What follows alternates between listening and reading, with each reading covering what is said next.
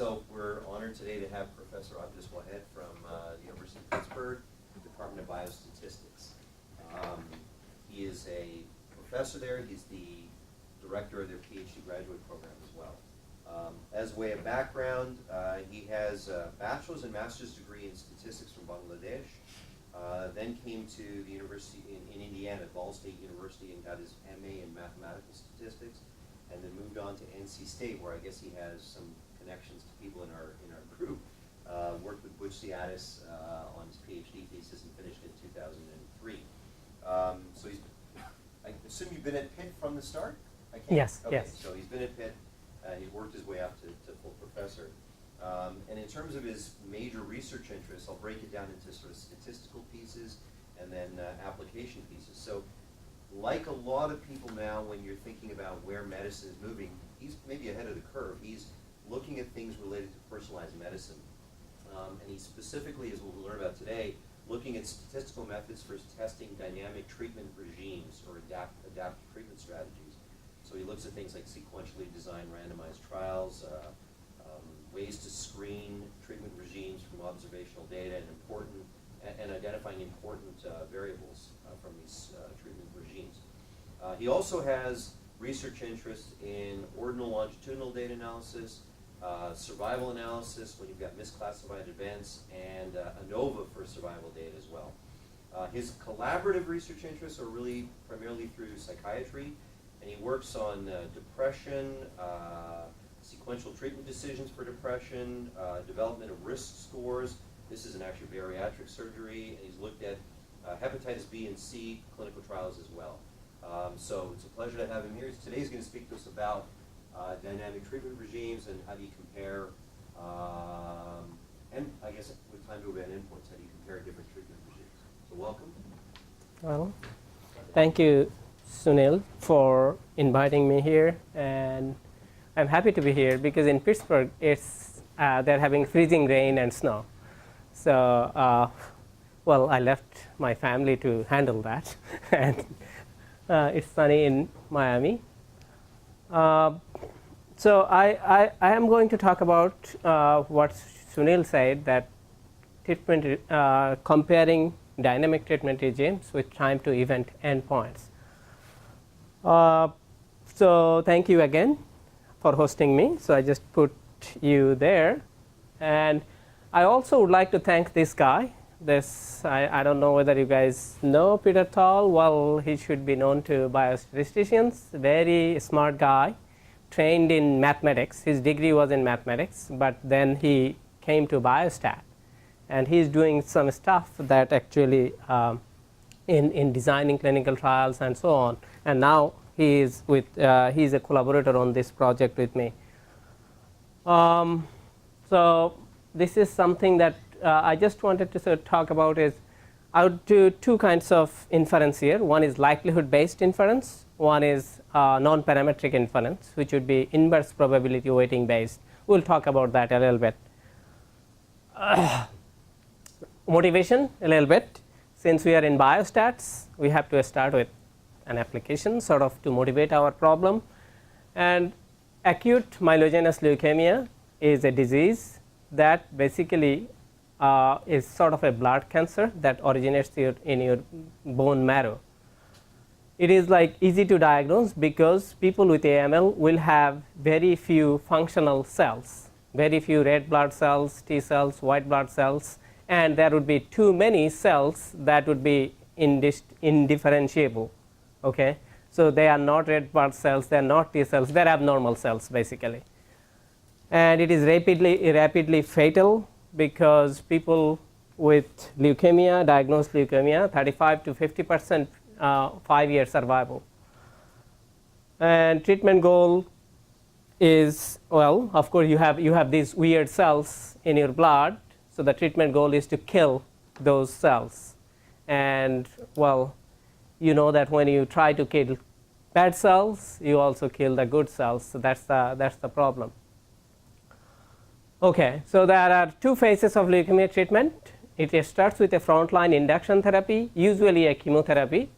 Okay, the goal is to achieve complete remission, which means less than 5% of blastic undifferentiated cells, okay, less than 5% of the blood cells. Your platelet count has to be gone up above 10 to the power 5. Your white blood cells count should be above 10 to the 3. Well, this is you try to achieve complete remission because you think that if you achieve complete remission, you will live longer because you are disease free, right? Even though if you are disease free, it can be seen that if you are thinking of overall survival, then achieving complete remission is probably necessary because those who achieve remission, they live longer. But there are people who do not achieve remission who also survive longer. So just Peter would say that, well, you can use a very aggressive therapy and kill all the cells. In the same time, you may be killing all the good cells too, and so that you would be compromising the overall survival benefit. So what's the big idea? Well, we'll talk about that. So the second phase is a maintenance or salvage therapy. So if you are given chemotherapy at the beginning, if the induction treatment does not achieve a complete remission, or you achieve a complete remission but then your disease relapsed, then what do? What treatment you give? So they call it salvage treatment. And salvage treatment is usually also a chemotherapy, some different forms of chemotherapy which you may not have received in the first stage. Okay.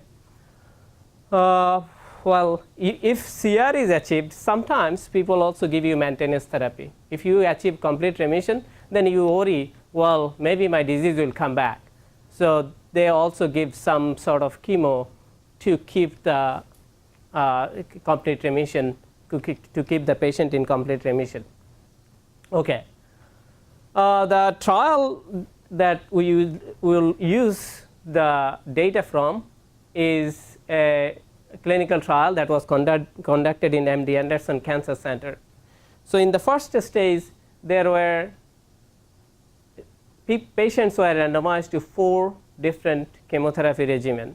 So basically, it is I will have hard time to pronounce those names: fludarabine plus Ara-C. Well, I will go that way: Ara-C, and then idarubicin. Those 3 components together makes this combination.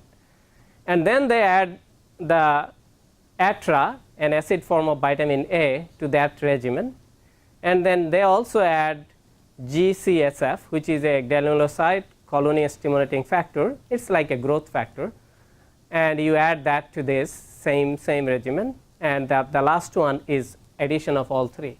So there are 4 types of chemotherapy that has been given at the beginning. This is randomized to the patients. And then salvage treatments were not randomly assigned. So when your disease become resistant to the therapy at the first stage, or you achieve complete remission but your disease relapsed, you were allowed to use some sort of salvage therapy, and there were many different kinds of them. When we were coding them, we saw that people use many different ones. So because our sample size was small, so we couldn't compare all those salvage therapies. What we did is we grouped them as 2 kinds of salvage therapies: either salvage that contains HDAC or Ara-C, and the ones that does not contain Ara-C. So sort of like vitamin A versus not vitamin A. Okay, so the trial was designed to compare this specific aim: assess the effects of adding Atra, GSF, or both to FAI on the probability of success, defined as the patient being alive and in CR, in complete remission, 6 months after the start of the treatment. So it just focused on the first stage. The trial aim was focused on the first stage. But if your goal is to work with survival, then if you are thinking of overall survival, you have to take into account the salvage treatment as well, right? Because what if somebody took this chemotherapy, but in the later stage they took in a disproportionate amount of salvage therapy which contains HDAC. So that is going to convolute your result. So patients what if, but the question is, what if patients in one induction arm are more treatment resistant than those in other arms? Or what if patients in the 4 induction arms receive salvages at different rates? Because then you can't say the effect is from the first stage. It is from the second stage too, right? One particular salvage treatment could lead to longer overall survival. So what you are thinking of, well, the overall survival is due to the first chemotherapies that I have given, but actually it was due to what you took in the second stage. So all these questions that you can ask if you ignore the salvage treatment, right? If you ignore the salvage treatment, then you can ask all these questions. So our motivation is that, well, we have to consider both induction and salvage together, right? If we consider both induction and salvage together, but the problem is not everybody got induction and salvage, right? If everybody was receiving induction and salvage, what would happen? We would just analyze it as a two-way analysis, right? Two-way ANOVA kind of thing, because everybody, I can put salvage on columns and the induction on rows, and there would be cells that we could analyze that as an ANOVA type thing. But not everybody got that. So this leads us to what we call dynamic treatment regime. It has many different variations. People would call multi-course treatment strategies. When Peter wrote his first paper in 2002, he said multi-course treatment strategy. And then Susan Murphy and Robbins, they started the term dynamic treatment regime, which was in 2001 actually. Probably Peter's paper was submitted before that. And then people will call it adaptive treatment strategy as well. Now they are coming up with newer names. Precision medicine is actually just an extension of this. Personalized medicine, well, Michael Kosorok says that personalized medicine is gone.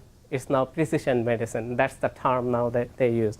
But all these things has sort of like if you generalize this idea, including the genetic information of people, then that becomes precision medicine, nothing else. So let me ask you some naive questions. Okay. So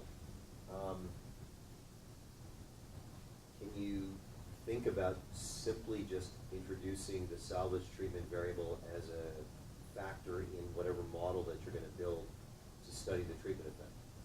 Yeah, actually you can. So what we did is, you will see it, we built the models at every sequence, every decision point. Okay. And then at the last decision point where you get the salvage, so we take the time from salvage to death, and then model that time as a function of salvage and also previous all other covariates. So you don't use it like a time-dependent covariate in the Cox model? No, we don't. We don't use the time-dependent covariate as a Cox model.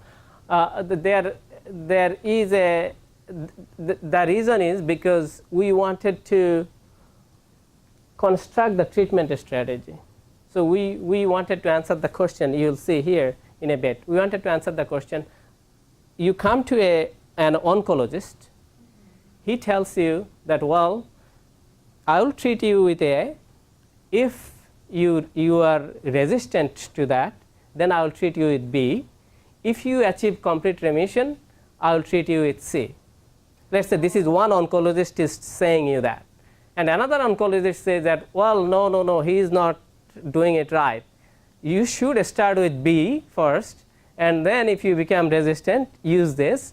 If you achieve complete remission, use that. Now you are confused. Is this one good or is this one good? So you just want to compare this whole sequence of paths the oncologist is laying out for you, and you are thinking which one is the best to keep me alive longer, right? So that's why we don't want to look at it like a one piece at a time. We look at it the whole thing together. And for this trial, like patient comes in, they go to one of the 4 arms, right? Yes. Then after that, things get complicated. Exactly. The salvage treatment is the one that it just change based on how they are patient, yes. Right? But they all assigned to one of those 4. Right. The first stage is randomized. But the other part is the one that you are considering as like a dynamic. Exactly, based on patient's progress. Because there are so many options in that salvage treatment. So we call it dynamic because what treatment you get later depends on your response status, because you and I may be following the same treatment regimen. However, you may get salvage, I may not get salvage. Okay. You can kind of see where this is going in the sense that as long as everything's randomized, which is the first stage, you're okay to examine treatment effect and causality, right? But the minute you end up with this other piece that isn't under your control, that's why you mentioned IPW, inverse proportional weighting, and as a way to kind of balance out confounding. But the other thing I was going to ask is, okay, let's say you only were interested in the first part, right? Which I understand it's not the goal, you're sort of looking at the whole thing. Could you treat the second part as almost like some sort of weird competing risks kind of thing, where you're trying to assess a treatment effect, but you might, because you're saying some people don't get this, some people get, I'm just trying to frame it in a way that falls under more traditional survival framework. So that has been a study, that is being studied by actually one of my colleagues. I am also involved in a stat department. She's saying that so whether you get the treatment or not, it is a competing risk situation too. So she's looking at that, but not here. We are not doing that way. Okay, so here is the structure. Basically, I will use this picture to do two things. One is to describe the stages and also to introduce the notation. As you can see, so induction treatment, there is one randomization here, and we don't have that here. So after randomization and you start the treatment, what will happen? You can die probably before going into any other things. You can become treatment resistant and you can achieve complete remission. So you can see we indicate Z1 for this first stage response sort of, which is death, resistant, and CR. 0 is for death, 1 is for resistant, and 2 is for CR. And time to death, okay, TD would be time to death, TR would be time to becoming treatment resistant, and TC is going to be time to achieve time to complete remission. So there's no such thing as partial remission? Like where you everything goes in there. Okay. There is something in another application data set that we used, neuroblastoma cancer, there is something called partial remission. So we use that too. So once you become resistant, you will receive a salvage treatment, right? And the time from resistant to death is TRD. As you can see, these superscripts are pretty much very easy to explain what that is. TCP is complete remission to progression. Once you get progression, then you get a salvage, right? And then you get complete remission, but you may die before getting any progression. Okay? And you assume you're going to have only one salvation therapy, like it's not like you have one. No. And then you have another resistance, and you have two. Yeah, you are right. So we are just assuming that this is just whatever that project, yeah. But we're looking just an additional treatment due to resistance or progression, exactly. Just one step. It can go. It could go into more steps. But in leukemia or in cancer, usually 2 step is more than enough, because then. Well, depends, because like I see like for instance, People come. If you think about overall survival from breast cancer. Right, yeah, breast cancer So is of it's course. like Yeah. then you have CR, and then you have another progression. Episode, yeah, a progression. A new primer, and then you have another, and you treat 3-4 times. Yeah, that can go on. That's So, correct. But the idea is good, because if we understand one, then we can. Go ahead. Thank you.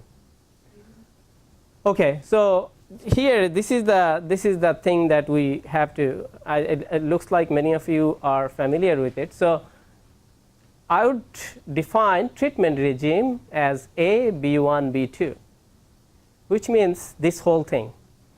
It's not that you are getting. I am comparing A versus not A, or B1 versus not B. What I would construct is this whole treatment regime. This is like one oncologist strategy to treat your cancer. treat with induction A. If the patient's disease becomes resistant to A, treat with salvage B1.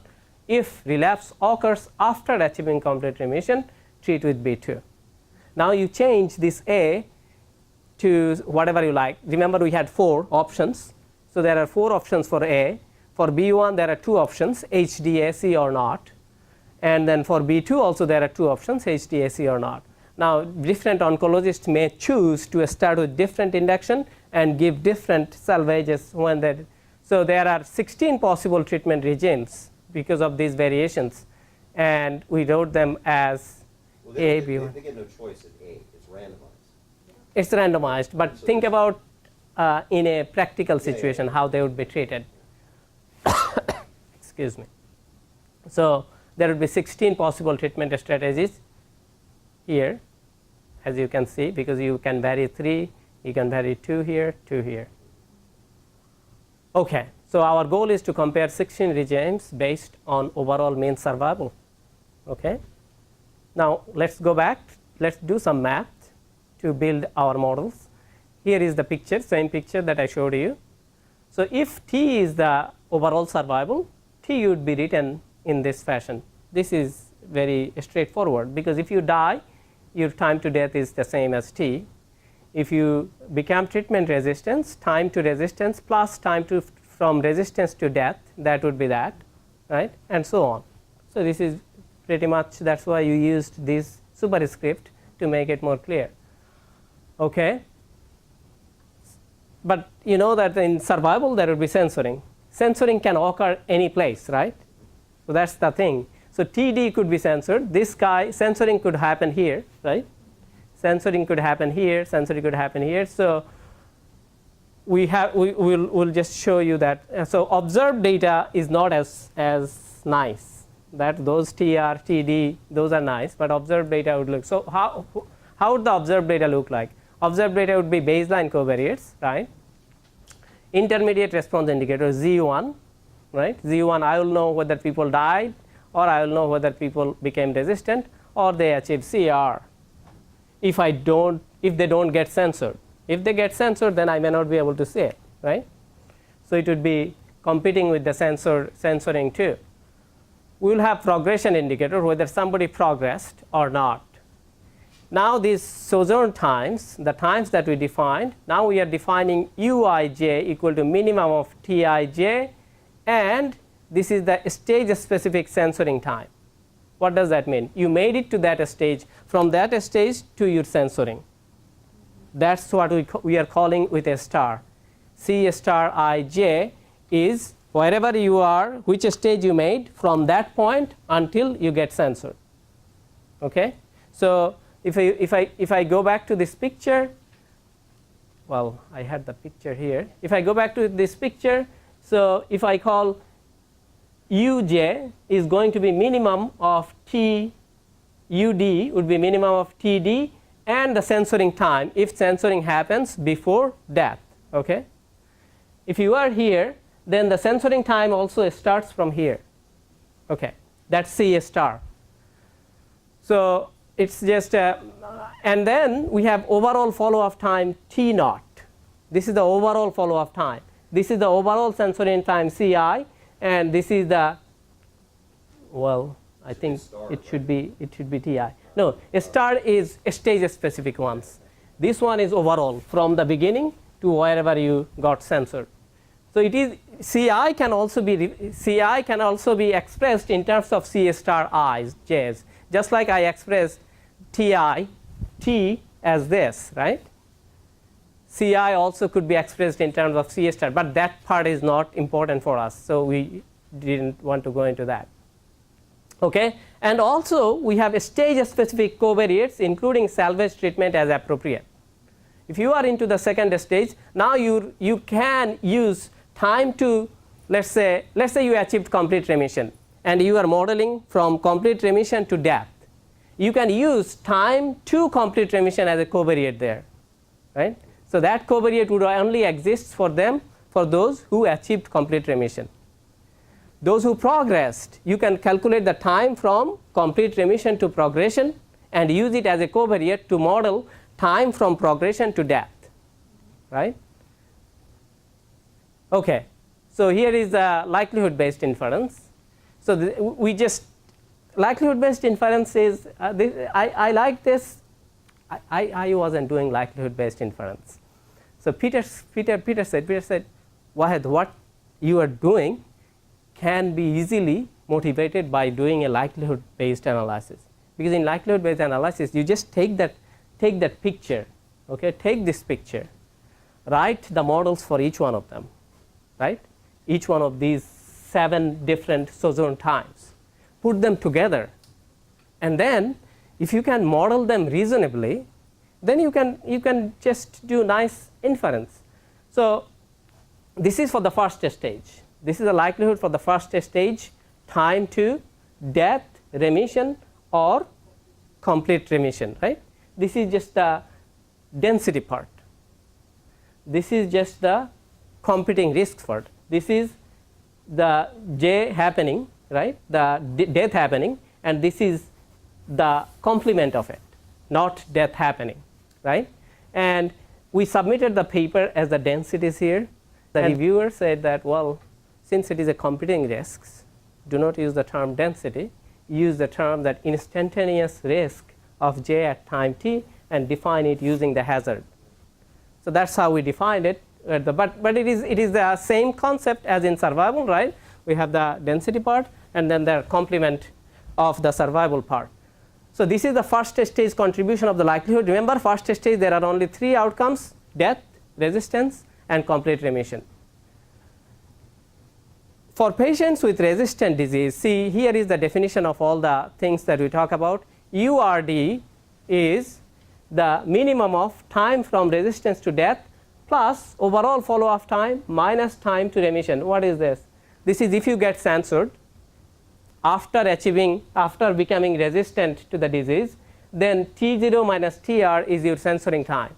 This is basically C star I R D, right? C star I R D is this guy. T0 is the overall follow-up. You just subtract the time to becoming resistant, and that is your censoring time if that happened, or you take the minimum of these two to get the observed data. It's just the definition, but you understand URD is basically either the censored time or the time from resistance to death, whichever occurred, whether death occurred or censoring occurred. Okay, so for that you write down the component of the likelihood. Well, exactly the same. This is the FRD now given R, because you have to be resistant to the treatment, and then you have this as a covariate now, right? Time to resistant as a covariate, and also you saw what initial treatment they got, and you also know what treatment, salvage treatment they got after becoming resistant to the disease. So this density is now conditional on time to resistant, what initial treatment they got, and what salvage treatment they got after your becoming resistant to the disease, and so on. So that component is the same, where this is equal to that, and so on. Okay. Now what is left? The left likelihood from patients who achieved remission. Okay, who achieved remission. So after achieving remission, what can happen? After achieving remission, you can death or progression, right? If progression happens, then what's that? Death, right? Progression to death. So there are 3 times that we have to model here. So these are the times you can see: complete remission to death, complete remission to progression, and complete remission progression to death, right? So these 3 times we are just putting in the model. Okay, it remains exactly the same concept, and you put them together. Now you have 3 components of your likelihood: L1, L2R, and L2C. You just multiply them together, that becomes your overall likelihood. You maximize that likelihood with respect to your parameters and so on, get the parameter estimates and so on. So what distributions can we use? Well, use parametric models of the type. This is what? Accelerated failure time kind of models. So we use different distributions. But one thing I want to clarify here, is depending on what j you use. If you are modeling time to death at the first stage, your covariate xi is going to be only the baseline covariate, right? But if you are modeling time to, let's say, complete remission to progression, CP, then your xi will change. Your xi will also contain information on salvage. They will contain information on time to achieving complete remission and so on. Okay. From here I want to introduce another notation. Theta j, j is r, d, all those things. Theta d is the expected value of the survival time, okay, for that state. Okay. So there is also given here, see, theta j would be function of these covariates, right, because I am modeling them as a function of these covariates. So depending on what covariates you use, that would be that mean would be function of that. Okay. Are you guys with me? Okay. So what we will do is we will use maximum likelihood to get the parameter estimates, betas and sigmas, and then we will put that in the expression to compute this mean. Once I can compute that mean, okay, now this is the ugliest equation that you would be seeing in this, but this is very, very intuitive. Forget about the integration part first. Just forget about the integration part. So your overall survival, this follows basically the same formula that I had in many slides ago, this guy. Look at your overall survival. Your survival is this if this happens. Your survival is this if that happens. So what is your mean survival? What's the mean survival? Mean survival would be mean of this if this happens. And you take the proportion of that people or probability of this happening. Probability of this happening times the mean of this. Probability of this happening times the mean of this plus mean of that. Because you modeled, so you have covariates in there, right? If you go back in this formula, so see, probability of this happening as a function of the covariates times the corresponding mean of that variable plus probability of the other thing happening times the mean of being time to resistance plus mean of time from resistance to death. This is basically the same thing now translated into the mean. Now why do we have the integration part? Because we modeled it as a covariate, so we have to average over the covariates of that group in order to calculate the overall mean. Notice that here I had to integrate only over XR. What is XR? XR is the covariates that has been observed up until resistant, becoming resistant. Okay. So the covariates will be different at different stages. XC, complete remission covariates. So anything that was observed prior to complete remission. XP, anything that was observed prior to progression, and so on. X is everybody. Okay. So the XP includes the original X from The way we set it up here is we separated the original X here. how? So XP is the piece that is observed after baseline too. Okay, so that's the mean. So as you can see, there are a lot of things here being estimated, right? In order to compute this mean theta A B1 B2, the overall mean survival under a strategy or regime A B1 B2, I had to estimate this guy, this guy, this guy, this guy, and so on. These ones were estimated by logistic regression. These ones were estimated by those models. Okay, the models that we accelerated failure time models. After doing all these things, think about calculating the variance of this estimator. This is an estimator, so I have to calculate the variance. Since this is so complicated, we just used the bootstrap to compute the variance of it. Okay. Can you go back on the slide? So I got lost somewhere. So this notion of, can you explain again why you're integrating out the effects of the covariates? Because I want only the effect of the treatment Right, regime. so you don't want it to be dependent on a set of I don't want it to be dependent on. So I have 16 regimes. I just want to compare them. So integrating over just gives an average over that treatment group or that covariate pattern. So I'll be interested to see how you do the bootstrapping, because bootstrapping for survival data is not so straightforward, right? Yeah, so the bootstrapping, the way we did is it's totally non-parametric bootstrap. So we had this 69 people. We just randomly picked people into each treatment group, the way that the grouping is. What couldn't happen, because you say that you're doing the integration in the X, that is, you are eliminating the variation of the covariates. Right. But a particular pattern may be like in those that you have like beta stage Yeah, yeah. or whatever. So No. This is a very good question. It's not. It's a very good question in the sense that because if you want to personalize treatment, you cannot average over the covariates. You have to define your treatment strategy that way. You have to say that if you are male, I will start you on this, and then follow all these paths. But if you are female, I will start you on this, right? If it's male female makes a difference in terms of what treatment is being chosen, then you have to define your treatment strategy from the beginning, including that covariate in there. Right.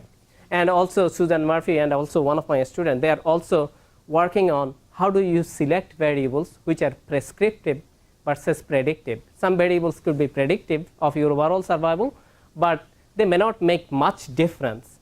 But some variable could be predictive as well as they make a huge difference in survival. They would be called prescriptive, and so they are making this distinction and they are trying to do variable selection. But that's a very good point, because if you are personalizing, you can't average over the covariates. But here our goal is I have 16 treatment regimes, I want to compare them.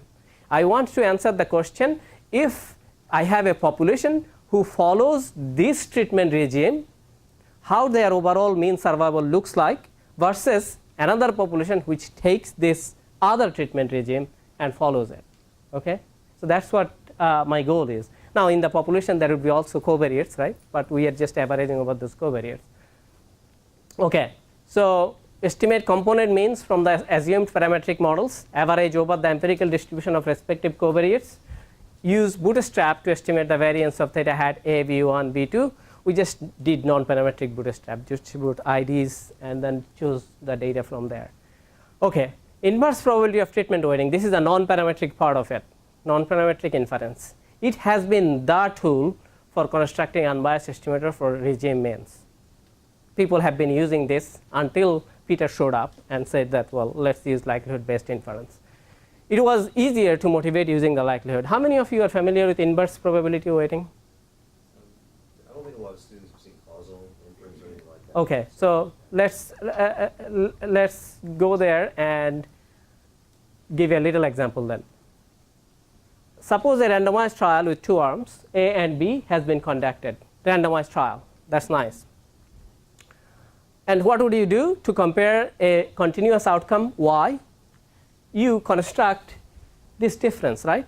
Sample mean from group A, sample mean from group B, and you take the difference. You get a confidence interval or you do some test. Everything is based on this difference, right? Now if you come to see what that sample mean is, YA bar is the sample mean from the group A. If I say AI is 1 if you are in group A, 0 otherwise, this is the mean, right?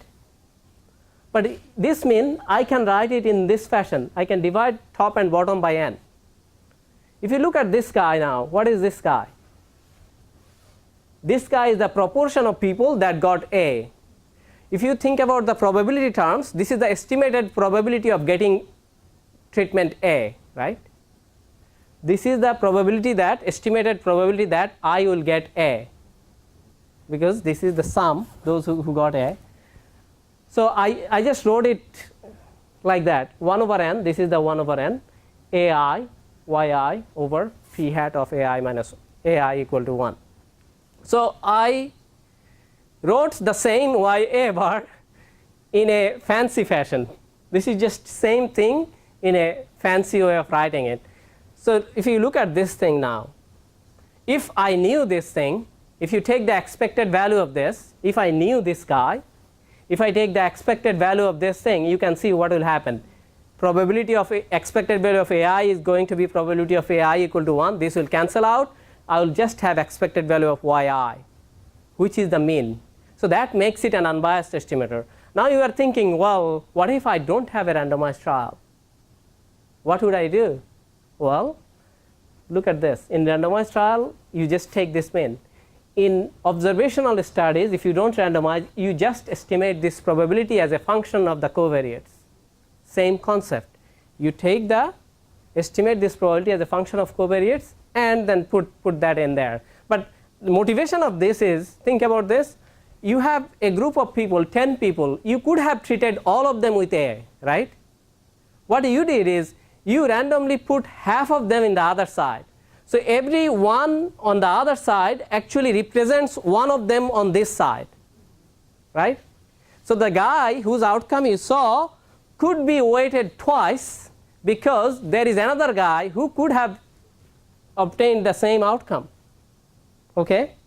That's why if you randomized with equal probability, this thing is going to be n over 2, right? And if you put n over 2 in there, this y bar is going to be ai over half. So basically you take the outcome of that person 2 times. Every person who received A 2 times to reflect the guy on the other side who could have been also assigned as an A. If you do that, it's not that fun because half is known, randomization probability is known, it will cancel out. But if you are estimating that probability based on observational data, so this is the inverse probability weighting. If you can see, anytime there is a treatment assignment, the probability of that person, whatever treatment that person received, we weight it inversely by the probability of receiving that treatment. This is nothing fancy. Horvitz and Thompson did it in 1952 in survey sampling cases because it's just what's the probability that you are in that group. Anyway, this is so just look at this. Now move forward to our case. It looks a little bit ugly, but you will see what happens. If I have in the treatment regime A, B1, B2, I received A, right? So I have to weight myself with probability of receiving A. We didn't do it here because it was randomized with equal probability, so it actually cancels out. So I didn't have to do it. Whether I do it or not, that doesn't make much difference. Forget about this part. This is the one that died. They didn't receive any other treatment, right?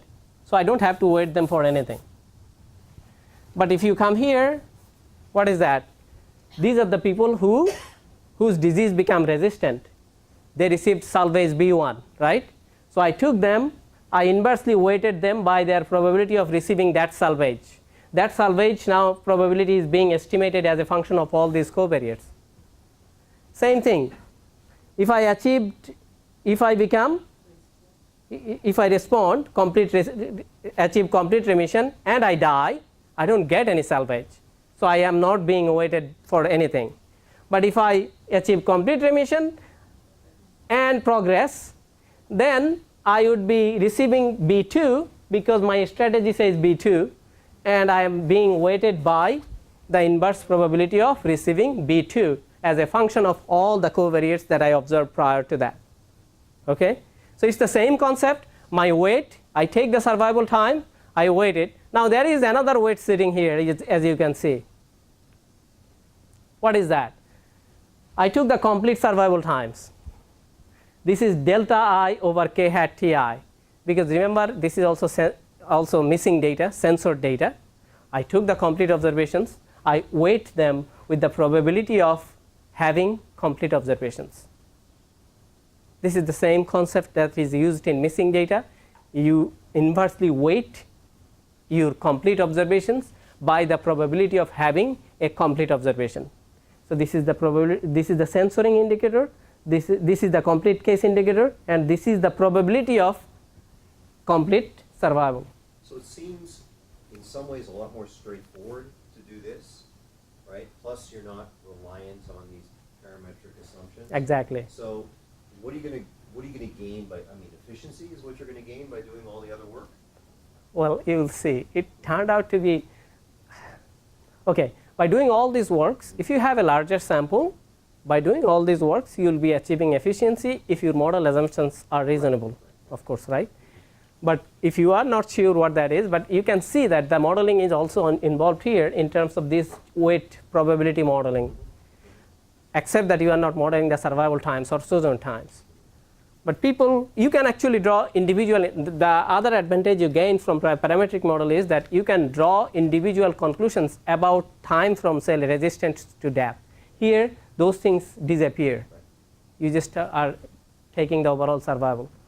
There is analytical formula for this. Variance formula is available. That's another advantage of this thing.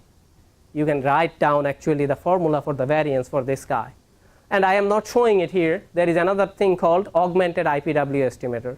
This estimator is unbiased. As you can see, you can notice that this estimator is unbiased under the condition, or consistent under the condition that this model is correct. If this model is wrong, then expected value of this is probability of something, and if that probability is not modeled correctly, this is not going to cancel out, right? So IPW has this problem. Now there is something called augmented IPW estimator. They add another term. Augmented IPW estimator is consistent under both this model misspecification as well as, well, at least there are two models. One is for this probability and another is for this one, right? But you're going to have similar problems even with the likelihood-based method, right? Because if you misspecify the effect of the covariates, that's going to produce a bias. Exactly. So that's Yeah. kind of issue. So it's the issue everywhere. But there is AIPW. It has a good advantage. Okay.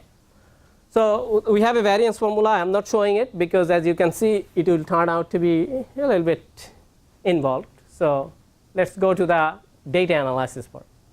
Okay. So this is the trial data. We have a total of 210 participants. They are randomized to 4 treatment groups at the beginning: 54, 54, 52, 50. Equal randomization, but it turned out to be a little bit different. But that's within the range. Okay, so what are the outcomes that we observed in the first stage? This is the initial outcome, the first stage outcomes. Of the 210 patients, 69 died before going into any other stage. 39 of them became resistant to the treatment, and 102 achieved complete remission. Okay, so we actually got everybody in here. Nobody got censored, right? As you can see here. And then these are the stage specific outcomes for, first initial outcomes for every single arm. And as you can see, things are very similar across the 4 treatment groups. Here a little bit different, these two, but you can see them, they are similar. Okay. What's the second stage events? Second stage events, there are 37. Remember 39 got, what is that? 39 became resistant to disease. Of them, 37 died after becoming resistant. Okay, and that's the 95%. So what happened to the other two? Other two got censored, right? 37 out of 39 died after that. Of them, these are the HDAC, whoever received HDAC, whoever received other treatment. Death in CR, if you died in CR, then you don't get a salvage, right? Progress after CR, 93, 91. Death after progression, this, and the salvage treatment is that, right? So we just have those numbers. So what we did is we fit 4 different kinds of models: exponential, Weibull, log logistic, and log normal. We modeled these 7 different sojourn times, and we picked the one with the lowest Bayesian information criterion. Okay, for each of the models separately, we just used what distribution fits the data the best using the Bayesian information criterion. And so whatever those, remember the mean survival time we were estimating for the component parts, they would be based on these different distributions that were chosen. So for different components, we have different distributions. So for death from resistance, time from resistance to death, we have exponential distribution. This one also exponential, but the first one, time to death, was used variable. Okay. This is even much busier, but you don't have to pay much attention to it. These are the specific models that we fit and the corresponding covariates. This is the time to death in the first stage. This is the time to resistance. This is the time to complete remission. This is the first stage models. These are the covariates that we have in the first stage. Intercept, our 4 induction treatments. Age, there is a cytogenic status, 0 versus 2, 1 versus 2. I hardly understand this thing. Peter understands it, and he says that going 0 is good, going to 1 is bad, 2 is more worse. Okay, so that's what he said. Now, if you look at these covariates, because our interest wasn't to see the effect of these covariates on this specific survival, right? So I can just dump this in the background in a black box and then just go to the next step. But if a clinician is interested in seeing this, what affects your time to death after you receive a chemotherapy, you can actually adjust for these covariates and see cytogenic status. Now look at this, the only variable probably is age is doing something. These are the confidence intervals around the point estimate. This was also Peter's idea to put it this way. I didn't like it at all, just have to say it. It is too confusing. This is the point estimate, a higher font, and these are the smaller font confidence interval around it.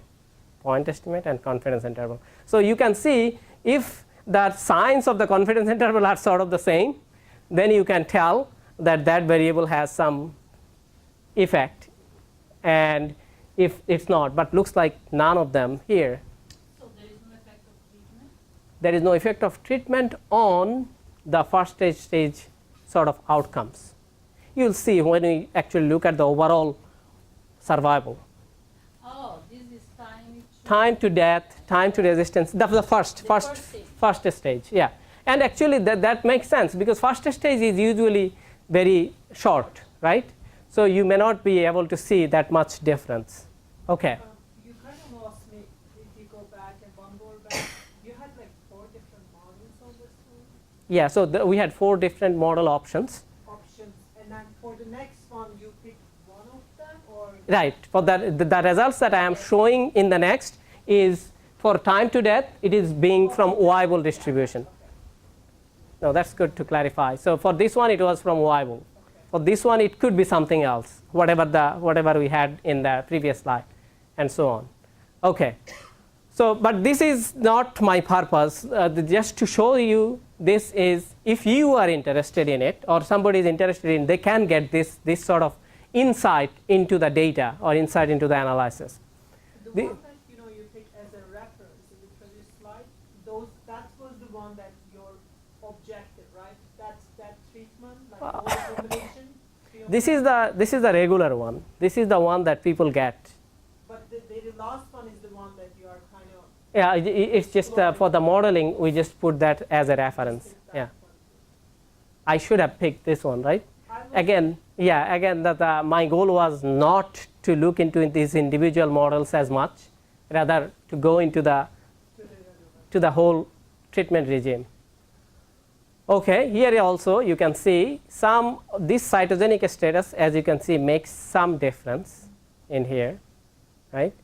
But more or less, Peter was a little bit surprised. Actually, we didn't have many covariates, as you can see, just cytogenic status and age. That's a little bit weird, because we had to collect the data for the purpose of this analysis. They had this data somewhere, and then we had to get it. They were too reluctant to give us all the data, and so we asked for a minimum. One thing that I wanted to point to is here. If you look at this, time to complete remission as a covariate and time from complete remission to progression as a variable. The longer your time to achieve complete remission, the shorter the progress time, right? The longer it takes for you to achieve complete remission, the shorter it is to progress. which was a little bit weird, I would say, from my point of view, because as a not knowing much about leukemia, I would think that if you achieve complete remission soon, you probably would stay in complete remission. But think about it this way too. The sooner you achieve complete remission, the more likely for you get more time to get progressed, right? And this one, time to progression and time from progression to death. So the larger the time to progression, the larger the time from progression to death. I don't know whether it makes sense. So which means, It just seems like the disease is moving more slowly. yeah, if you are right, if you are in complete remission longer, then you will actually live longer. Even if you have a progression, you live longer, which could be just inner. I don't know. It's almost like the progression, the death after that may not relate to the progression always. Yeah. Yeah, it's some. So here are the things that I am interested in. So here are the 16 strategies. Okay. Here is the IPTW estimator. Here is these are all in days. Okay. These are the mean survival in days with their confidence interval on the sides. This is from likelihood based analysis 1, likelihood based analysis 2. Let's distinguish between the two. Likelihood based analysis 1 is with the likelihood based 2 analysis is, let me see if I get it correctly. Yeah, likelihood based 2 analysis is everything, all the data, whole data. But we notice that there are a couple of observations that are really high, so extreme observations. So what we did is, because extreme observations affect the likelihood based analysis, so we actually excluded, I think, about 10 observations that seemed to be really way out there, outlier type of thing. So this one is the analysis excluding those outliers. So LV1 is excluding outliers, LV2 is including the outliers. And as you can see, if you think about days, the estimates between the non-parametric and parametric differs, right? Yeah, by 100 days sometimes. Sometimes by 100 days, yeah. So that was a little bit surprising. Yes. Well, even though it is surprising, think about it. In the parametric model, we have to use all these covariates to model our survival. But in the any weird distribution in these covariates could change this mean survival quite a bit. But in the IPTW analysis, we did not use all those covariates to model the survival. So the more model specification you have, the more is the chances to misspecify the model, right? Even though we used the Bayesian information criterion to select the model. See, we had just 4 distributions to start with. On the other hand, these guys do not use any distributions other than that probability, logistic regression probability, that thing. There are just 2 or 3 component models that we did. So there was a huge difference, and this was a big debate between, Peter was taking a big pride in there that, look, your IPW non-parametric inference, it's bad. I said that you can't say it bad. How do you know that yours is good?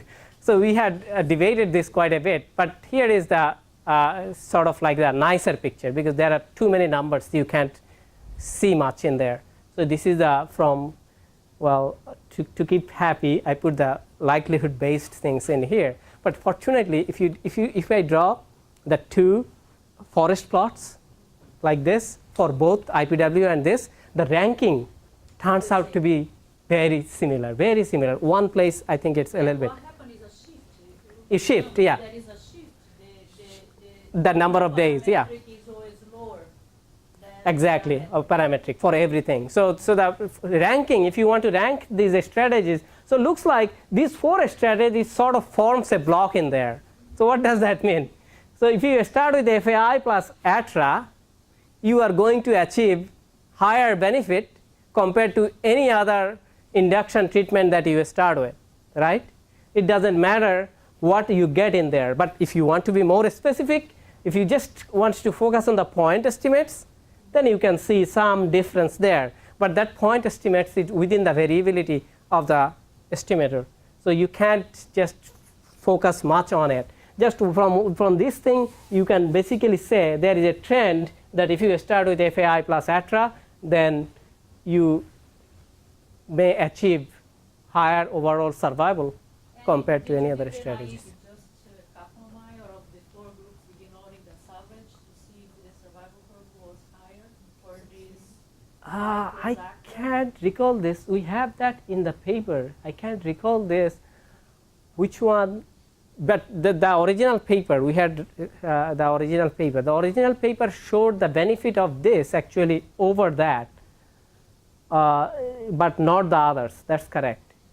So original Kaplan-Meier based on time to No, I'm thinking if you just if you ignore that everything. what happened, you ignore the second stage, just to look. Okay, they were randomized for 4 groups.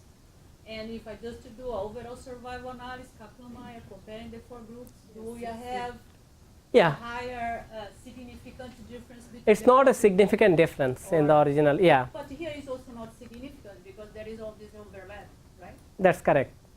Yeah, that's good. So I did all these things, and what if I just wanted to compare the first 4 treatment, induction treatment, in terms of overall survival using a Kaplan-Meier? There were not significant difference, but the survival curve was higher for these guys. Yeah. Should be, right? For I thought that for sample sizes for each of the like the 4 group, you have 50 people, but in here like you have for Yeah, example, yeah. You know what I mean? I thought that you had 50 people. That's very interesting. Yeah. So if you think about this, we had 54, right? 54 in here, 54 in here, 52 in here, 50 in here, right? That's like that.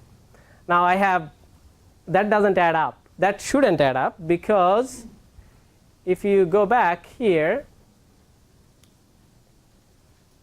okay, look at these people. The people got A, they die before getting B1 or B2. So these people are actually common between A, B1, B2 or A, whatever there is. These people are common between them, Okay, that's the thing. right? That kind of overlap. So unless you receive a B1 or B2, you can be belonging to any group that just defined by the first stage treatment. So that's how that happened, and that's the sort of the beauty in a sense of doing it in a dynamic treatment regime way. But the challenge is because if you include 2 people in 2 different groups, now you can't run a t-test. Now you can't run a Cox survival or things like that. So there are 2 ways to overcome that. One is called replication, which Susan Murphy has done in a psychiatric paper, and then one of my students did something called artificial randomization. So in the artificial randomization, since this group belongs to many different treatment regimes, just take this group and randomly assign them into different groups. Okay, it doesn't change your any actual randomization or anything. It's just analytical tool to, well, that's another paper. Let's not Can you go back to your bog down. plot? The actual plot. Plot. So if you were to make a recommendation, okay. Yeah, so Peter makes some recommendations. Yeah, so I but mean, I would almost say, tell me if I'm wrong, but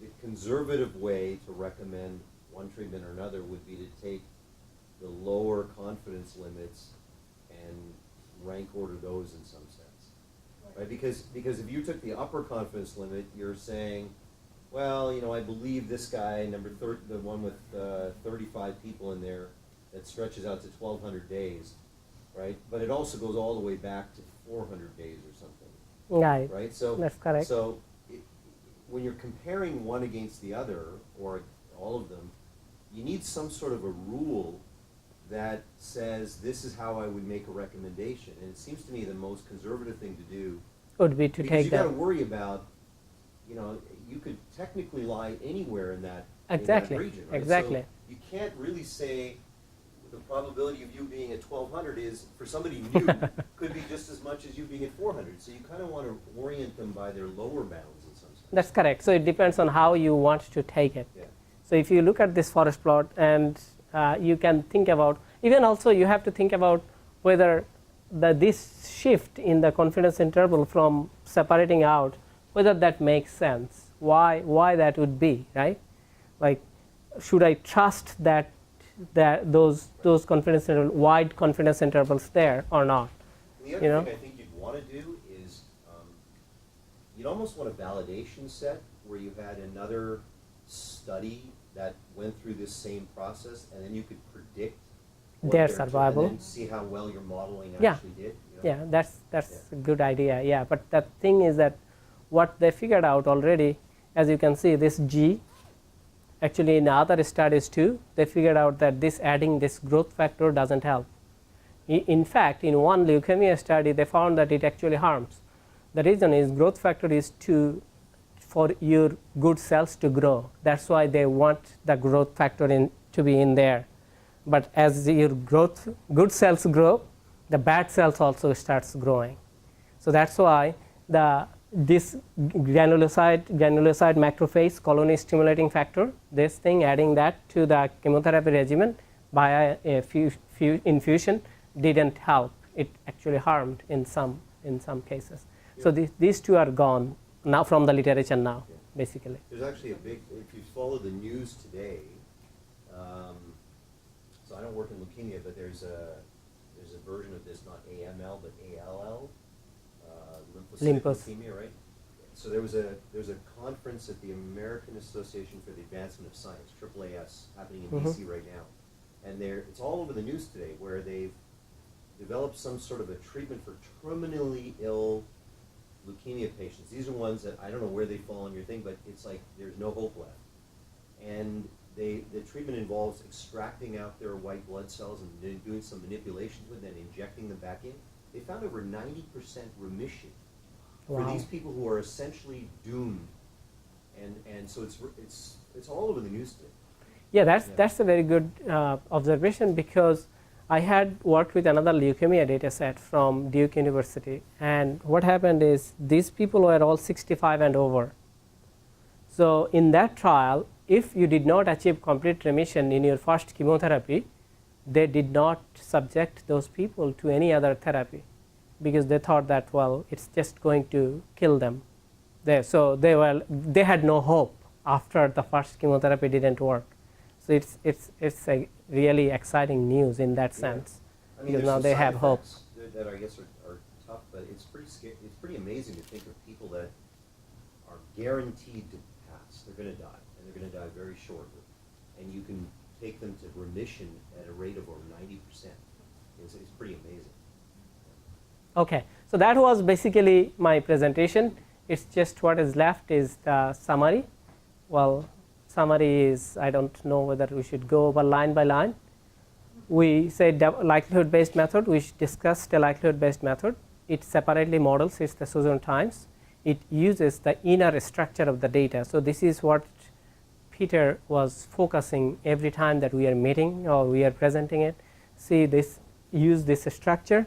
Conditional inferences can be made about the state-specific Suzone times. I see this is the big point of it.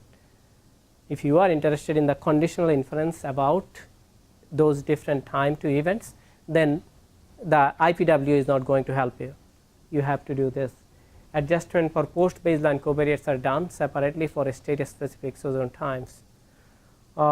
Inference for treatment designs are done using bootstrap methods. Okay. For the IPW, we used likelihood. We used the regime-specific means. Okay. And then regime-specific means using IPW are larger for the likelihood-based methods compared to IPW method. Qualitative ranking of treatment designs were similar, although conditional inferences can be made about the state-specific Suzone times. Not enough observations to diligently fit the component models. So that's you have to really think about it, subjecting the inference to model misspecification. We talked about that. derived analytical formula for variance is difficult, if not impossible, for likelihood based method. So we are just comparing the two. Well, we didn't even think about trying it, because with those integrals in there and this and that, I don't think it is not clear how to adjust for covariates in the IPW setting. In the IPW setting, we did not consider any of the covariates.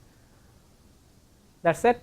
If you have questions, I can answer now, or I have my email address here. If you want to get in touch with Peter about anything, just his email is also here. It was great. Thank you so much. Okay. So